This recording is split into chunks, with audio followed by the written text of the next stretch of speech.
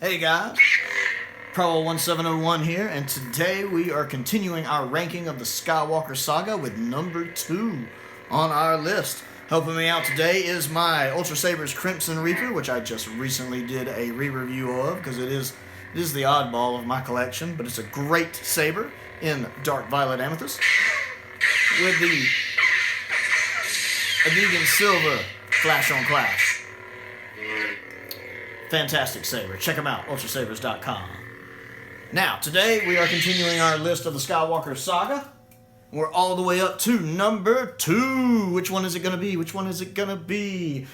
Well, if you've been paying attention, you know we have covered all of the sequel trilogy, some of the prequel trilogy, and some of the original trilogy.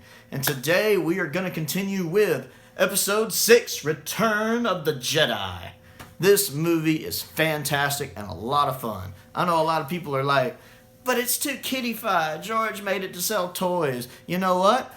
As a kid, it was my favorite Star Wars movie. I think for a lot of kids, it's their favorite Star Wars movie. And it's fun.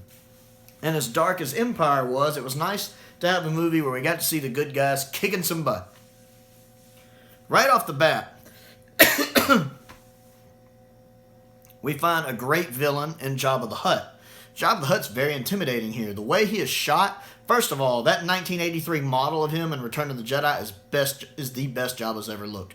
No CGI Jabba has ever looked as good and convincing as that model. He looks great.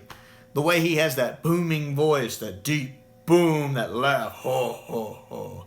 It's spooky, it's intimidating, it's scary. And the way he's shot makes him look gigantic because it's shot almost from a downward angle. So he always looks like he's kind of looming over you. And that, again, really adds to the character, makes him seem imposing, despite the fact he's basically like a giant, slug, worm, whatever. So we have a great villain for the first act there. Really, the first act of this movie is almost a miniature movie of its own. I've heard it called like a prequel to the actual movie before in other reviews, and I think that describes it perfectly. And even from just the hologram of Luke at the beginning, we get the impression that Luke has grown since we saw him last. He is more confident. He is more assured of himself. He is using the name of Jedi Knight to describe himself. This is a Luke who's come a long way. And we see that even more when he first shows up. As soon as the guards try to stop him, he's back off. And then he mind tricks the other guy into letting him in. This Luke is very confident. We see earlier, you should have bargained. We see him have that cool fight with the Rancor where he beats it by using his brains instead of brute strength. Because a Jedi also has to be intelligent. Jedi aren't invincible. They can be tricked. They can be killed. So he kills the giant Rancor. And he flat out tells Jabba, you should have bargained, the last mistake you'll ever make. We get to see Han back. Harrison Ford's actually pretty amusing in parts of this movie. I mean, he still plays it, serious in a lot of parts. But he's pretty funny, too, here. He has a lot of really funny moments in this movie.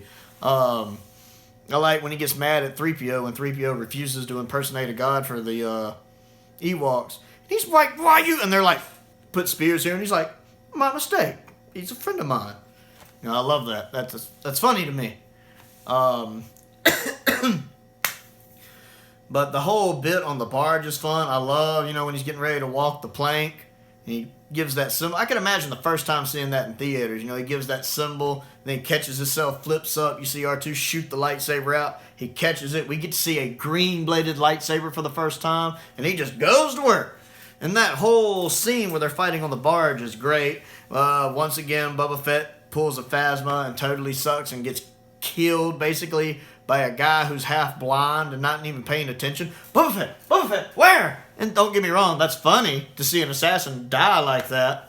But, again, Boba Fett is so overrated for just going by what we see in the movies. He doesn't do a lot. He manages to track Han in Empire when Han tries the garbage trick.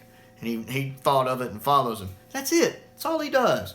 Underused character. The Captain Phasma of the 80s. So we get to see that whole bit where he blows it up. And then we see him go back to Dagobah. And that scene with him and Yoda is really touching.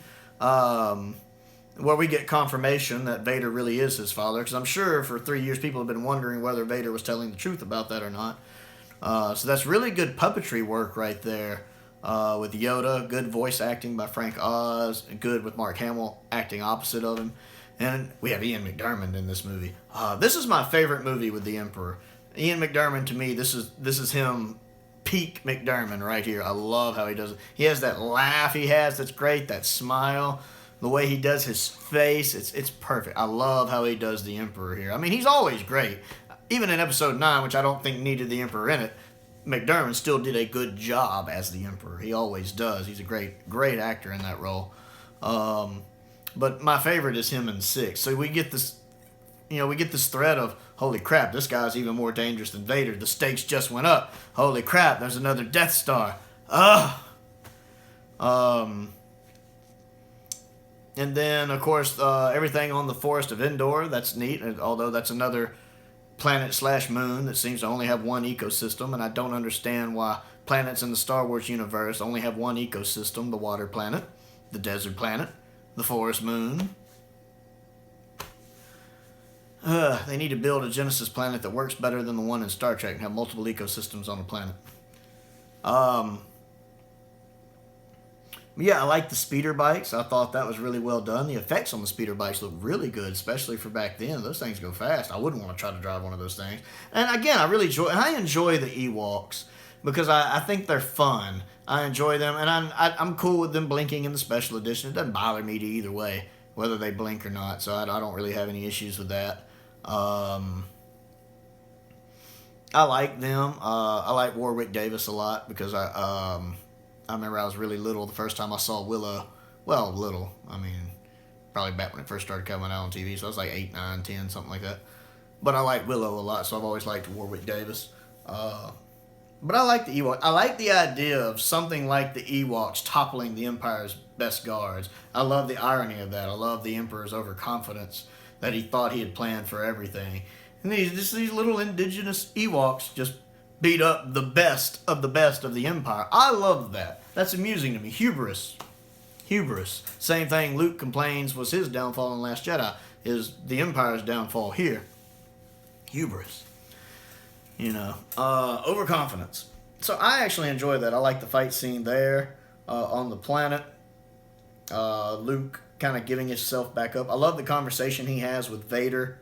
I know you won't turn me in. I feel the conflict in you. That's a really good father and son moment when he's just like, it's too late for me, my son, all that. I liked his conversation with Obi-Wan when we first found out about his sister. It alluded that there had been another Skywalker in Empire. And, of course, we even saw that when Luke and Leia could mentally contact each other. But finding out their brother and sister, spoiler alert, that was neat. And it really explained why they had always felt a kinship in the movies that was, different from what she had with Han. You can probably understand why even she was confused. I really like the lightsaber battle between Vader and Luke because it's so personal. It's well choreographed. Maybe not the best. Maybe not as well choreographed as Empire, and it is shorter than Empire's. But it's the emotional impact of it. The emotions running through it between these two characters that very much neither one of them really want to be in this situation. And Vader finding out about Leia from basically reading Luke's mind and threatening to turn her to the dark side, and Luke getting mad and actually attacking.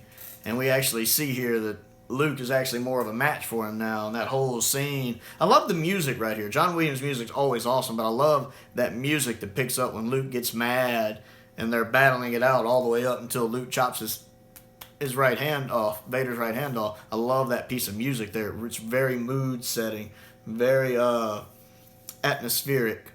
Got a good atmosphere to it and really fits the scene well. And just that whole scene where basically if you look, Luke doesn't knock Vader down. Vader just gets worn out. When he's fighting, you see him kind of duck. And when he ducks back the other time, he kind of goes to the ground because he just trying to keep up with Luke wore him down.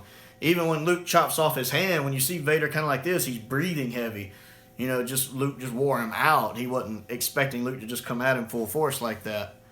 And then, of course, I love the, that whole scene when Vader turns on the original version. I don't like the newest version on Blu-ray when you hear Vader say no, ruins the scene. It's the reason why I won't buy it on Blu-ray. I will not buy the Star Wars Saga on Blu-ray or 4K until they take that no out because it kills the scene.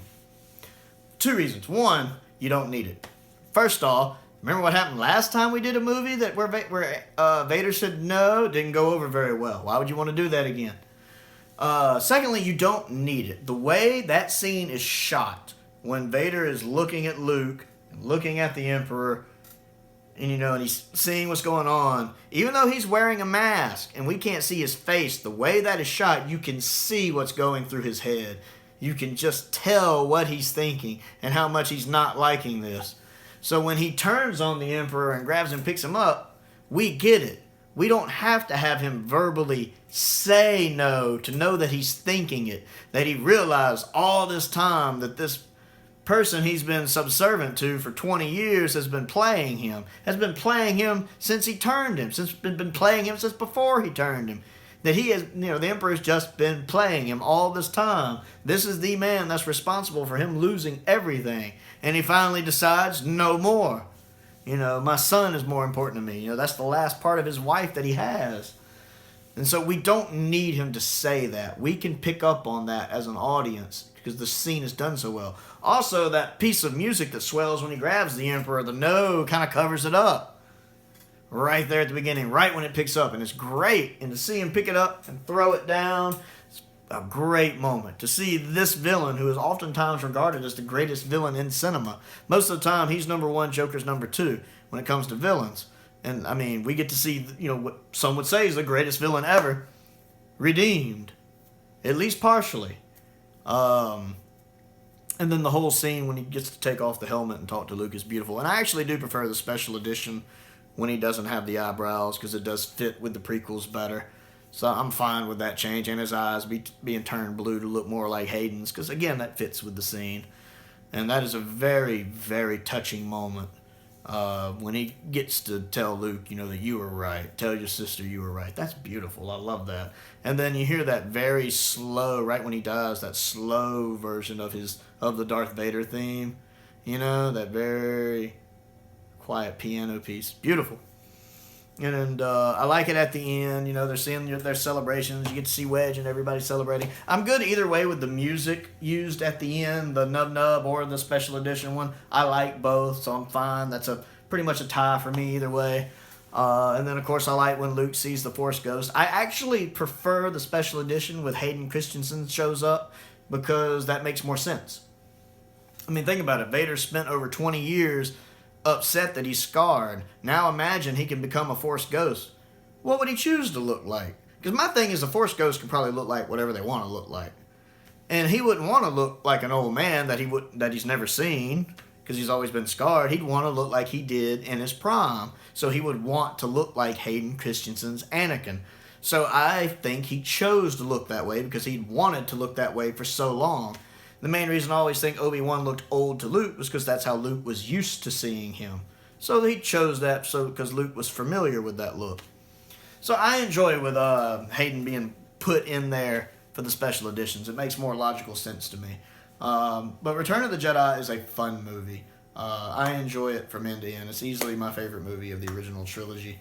And it's definitely my favorite Luke Skywalker movie. It's my favorite. Of all the movies we've seen Luke in, this is my favorite version of Luke. I love his outfit. I just did a video where I talked about my favorite Star Wars figure of all time, and it was the Power of the Force Return of the Jedi Luke. I love that black outfit. Both variants of it. What he wears at the beginning and what he wears at the end.